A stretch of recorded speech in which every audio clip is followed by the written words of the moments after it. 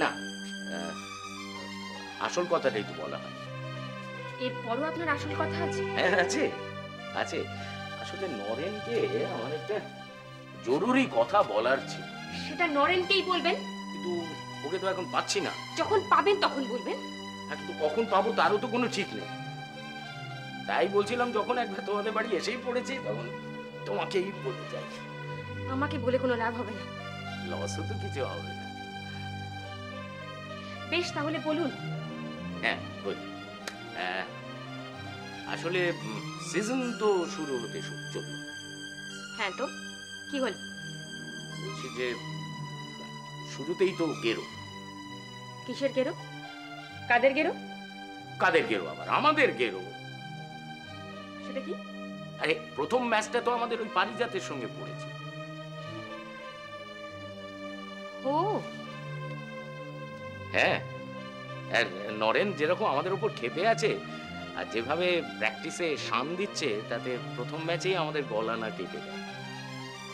সেই জন্যেই কি?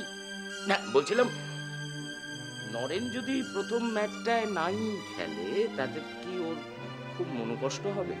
হ্যাঁ, হবে। হবে? হবে না? আরে আপনাদের মারবে বলেই তো দাঁতে দাঁত চেপে দাদা লড়াই করে যাচ্ছে। ও না, বলছিলাম প্রথম ম্যাচটা একটু চেপে রাখা যায় না ওকে?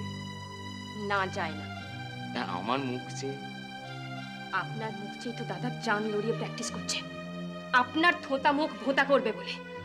যা, মুখের উপর এরকম কথা বলে দিলে। বলে দিলাম, এরপর মুখের উপর দরজাটা বন্ধ করতে আমি বাধ্য হব। আমাকে তাড়িয়ে দিচ্ছ?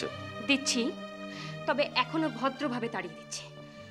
এরপরে যদি আপনি কথা বাড়ান তাহলে ঘাট ধাক্কা দেবে? না, তাহলে কি করবে? আপনাকে এই বাড়ির মধ্যে আটকে রাখবো, এই ঘরে, যতক্ষণ না দাদা আসে। দাদা এলে বুঝবেন। না না, বোঝাবুঝির দরকার নেই, আমি বরঞ্চ চলে যাই। প্লিজ। আসলে ওই পারিজাতের সঙ্গে প্রথম ম্যাচ বলেই একটু চিন্তা, নইলে আর। হ্যাঁ, বেশ তো, তাহলে আপনি একটু অপেক্ষা করুন না, দাদা তো আসার সময় হয়ে গেল, কথাবার্তা না হয়।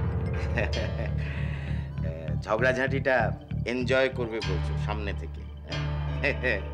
সেটি হচ্ছে না। বাবা, আমার নাম বজু বসু। দেখি কোথায় ছিপ ফেলা যায়, আর সেই ছিপে নরেন উঠে কি। চলি।